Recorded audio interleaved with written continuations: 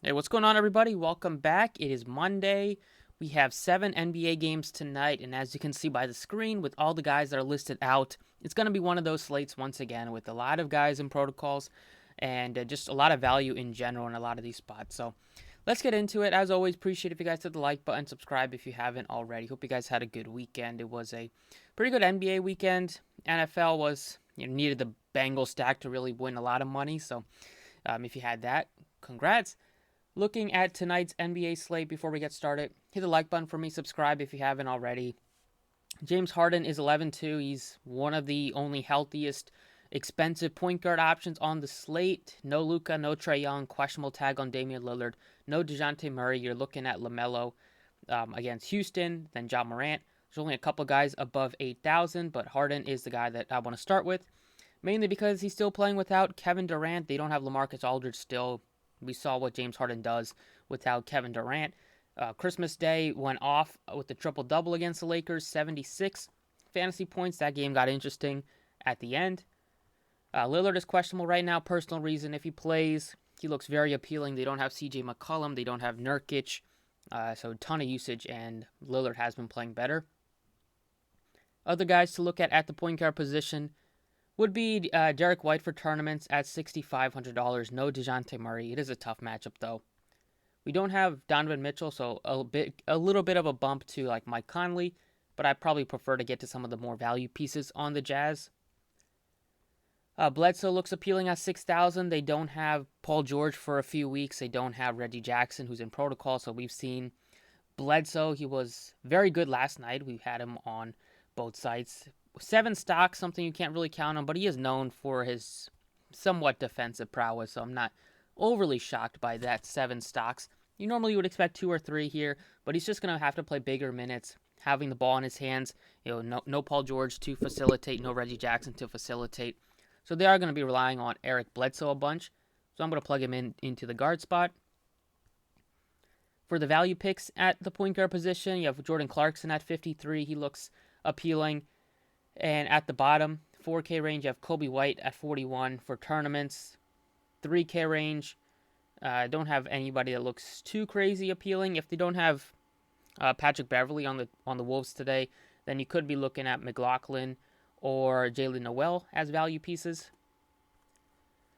At shooting guard, top end, you have Zach LaVine coming off of a monster game last night where he put up 32 real life points, but shot the ball really efficiently, 5 of 9 and 12 of 18 from the floor.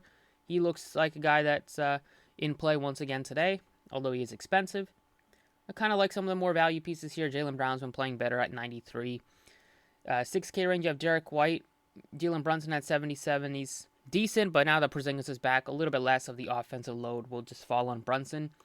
I like Beasley at $6,200. They're not expected to have Cat or Anthony Edwards. Edwards right now has a Q tag on DraftKings. If he happens to play, then that would hurt Beasley. But right now, he's going to be one of the only guys that can really put the ball in the basket, and he's going to take a ton of shots. He took 25 shots against the Jazz, and he played 43 minutes last game. And they just are missing so much of their offensive scoring without Cat in there, without Russell, without most likely without Edwards as well.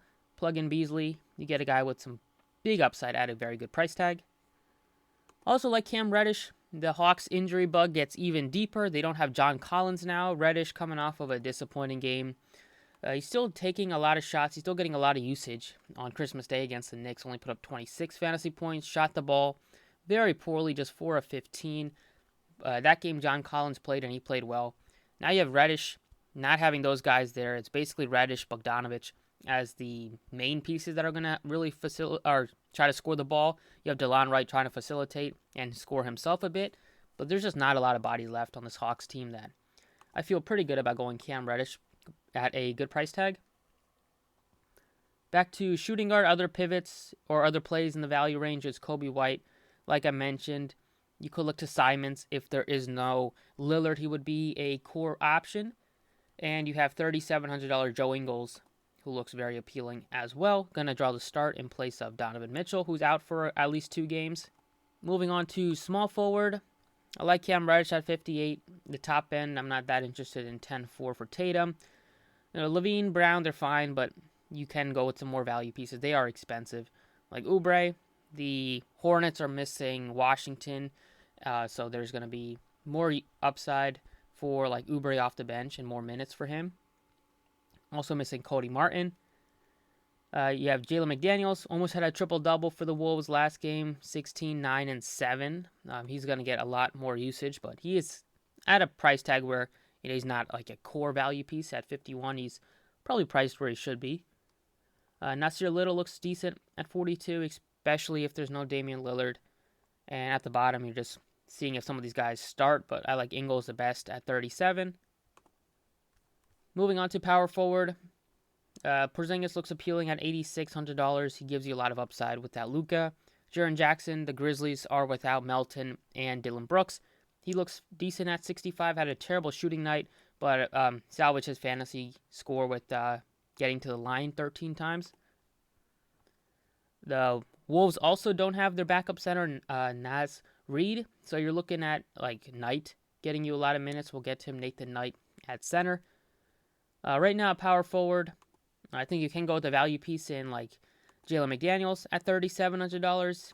He should start at the 4 in place of Washington, and he can get you at least like 25 plus fantasy points and be a very good value pick at $3,700. At center, you have Gobert, Vooch at the top end. They're priced where they should be. There's not great value on those guys. Robert Williams looks less appealing now that Al Horford is back, so don't really think you can really jam in Time Lord like we were. But the probably one of the best value plays is Nathan Knight at center at 33.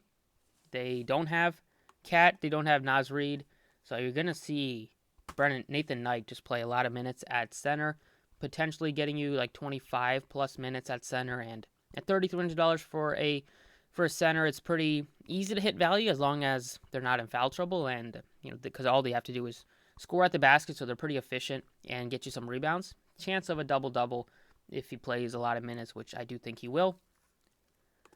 And that's about it for the DraftKings side. Still easy with $6,900, but the Timberwolves are very short on bodies. The Hawks are short on bodies. The Hornets are a bit limited. The Clippers are a bit limited. Same thing with the Brooklyn side. So those are the teams I'm just focusing on. I think you should be too. That's it for DraftKings. Let's talk about FanDuel. All right, FanDuel plays at the point guard position. I still really want to get to James Harden. You can play him at 2 spots. There's not a ton of great studs on the slate with a lot of these guys out. Second guy would be Damian Lillard if he's in at $9,000. And then you can go with some value picks here. I'm not that interested in the 6K range here. The 5K range, if Beverly plays, he looks somewhat decent. DeLon Wright looks somewhat decent at 57. But Bledsoe would be the play as well. I'll plug him in at shooting guard just so I don't want to overly crowd the point guard position. At shooting guard, a bunch of these guys are out. So you're looking at James Harden as your best play. I would say DeRozan, Levine, if you can flip a coin. Similarly priced on both guys. I might slightly prefer DeRozan today, but they're both very good plays. Devin Booker's very cheap at 74, so he would be the guy I play over Gordon Hayward, but I think I might still play Brunson over Booker, just because Brunson gives you a very steady floor with the assist. Desmond Bane gets a nice bump, missing a couple of their wings. No Brooks, no Melton. Beasley still looks appealing at $6,000, but it's tough to pass on $5,500 for Eric Bledsoe. The only real point guard left on the roster, or the only guy they're going to give a lot of minutes at point guard and handle the ball. So he gives you more assist opportunities, and the matchup is very good against Brooklyn. Small forward, probably won't get to Tatum. DeRozan looks decent. I like Brown at $8,000. He's been as good as Tatum recently, and you're getting a big discount on his price. Beasley still looks good at $6,000. You probably will get Morris back, but he's $6K, so he's not overly cheap. I still like to get to $5,300 for Cam Reddish, just because they are missing all of their scoring guys. More rebounds to go around for Cam Reddish without John Collins, even though Capella's back, but there's just not that many bigs left at power forward. They actually have no power forward left, so they'll probably slide Cam Reddish down to the 4, maybe get some more minutes there, and definitely get some more rebounding opportunities. Batum at 44 looks like a good value pick. You have Joe Ingles, also probably looks the best in the 4K range. Power forward, probably like to get Porzingis if I can as the stud.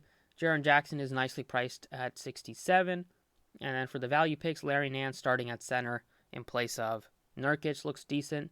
McDaniels at 54 looks pretty appealing on Fanduel, where you need to roster 2 power forwards, and a lot of these guys just don't look that very appealing. So picking between like Nance or